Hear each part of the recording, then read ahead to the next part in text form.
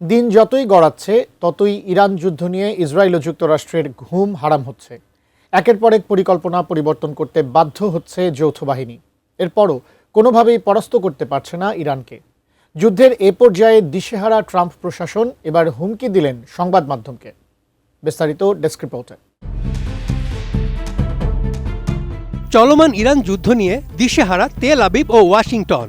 নানা কৌশল অবলম্বন করেও কোনো কুল কিনারা পাচ্ছে না মার্কিন ও ইসরায়েলি বাহিনী। উপায় না পেয়ে ক্ষুব্ধ ট্রাম্প এবার ক্ষোভ ঝাড়লেন সংবাদ মাধ্যমের উপর। বিষয়টি নিয়ে মার্কিন যোগাযোগ নিয়ন্ত্রক সংস্থা ফেডারেল কমিউনিকেশন কমিশনের চেয়ারম্যান ব্রেন্ডন কার বলেছেন, ইরান যুদ্ধ নিয়ে সমালোচনামূলক প্রতিবেদন প্রকাশ করলে সেসব গণমাধ্যমের সম্প্রচার লাইসেন্স বাতিল করা হতে পারে। 14 মার্চ সামাজিক মাধ্যমে দেয়া এক পোস্টে তিনি বলেন, সম্প্রচার মাধ্যমগুলোকে জনস্বার্থে কাজ করতে হবে, না হলে তাদের লাইসেন্স হারানোর ঝুঁকি রয়েছে।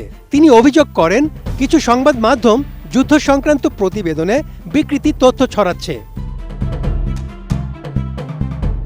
ব্রেন্ডন কার আরও লিখেছেন, যেসব সম্প্রচার মাধ্যম ভুয়া খবর বা বিকৃতি তথ্য ছড়াচ্ছে তাদের লাইসেন্স নবায়নের আগে নিজেদের অবস্থান সংশোধনের সুযোগ রয়েছে।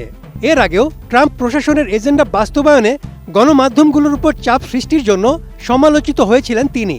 গত বছর কমেডিয়ান জিমি কিমেলের শোতে প্রেসিডেন্ট ট্রাম্পের সমালোচনা করায় তিনি এবিসি চ্যানেলকে ব্যবস্থা নেওয়ার নির্দেশ দিয়েছিলেন। নোভা এলইডি টিভি, ঝকঝকে ছবি, নিখুঁত শব্দ, 5 বছরের ওয়ারেন্টি। নোভা মানি সঠিক মান, নিশ্চিত সেবা। এদিকে ট্রাম্প নিজেও ট্রুথ সোশ্যালে দেওয়া এক পোস্টে গণমাধ্যমকে আক্রমণ করে ক্ষোভ প্রকাশ করেছেন। সৌদি আরবে ইরানি হামলায় মার্কিন রিফুয়েলিং প্লেন ক্ষতিগ্রস্ত হওয়ার খবরকে তিনি মিথ্যা বলে দাবি করেছেন। ট্রাম্প বলেন, নিম্নমানের সংবাদপত্র এবং মিডিয়াগুলো চায় আমরা যুদ্ধে হেরে যাই।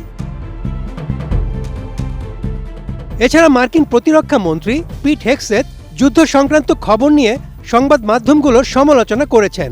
সাংবাদিকদের দেশপ্রেমিক হওয়ার আহ্বান জানিয়েছেন তিনি। এই সতর্ক বার্তার পর যুক্তরাষ্ট্রে সংবাদ মাধ্যমের স্বাধীনতা নিয়ে নতুন বিতর্ক শুরু হয়েছে। হাওয়াই অঙ্গরাজ্যের সিনেটর ব্রায়ান শ্যাটোজ বলেছেন, এটি মূলত সংবাদ মাধ্যমকে নির্দেশ দেওয়ার মতো। যুদ্ধ নিয়ে ইতিবাচক প্রতিবেদন না করলে লাইসেন্স নবায়ন নাও হতে পারে, এমন হুমকি মেনে নেওয়া যায় না। ট্রাম্প প্রশাসনের এই পদক্ষেপকে সেন্সরশিপ হিসেবে অভিহিত করে তীব্র নিন্দা জানিয়েছেন রাজনীতিক ও মানবাধিকার কর্মীরা। Desk report, ATN news.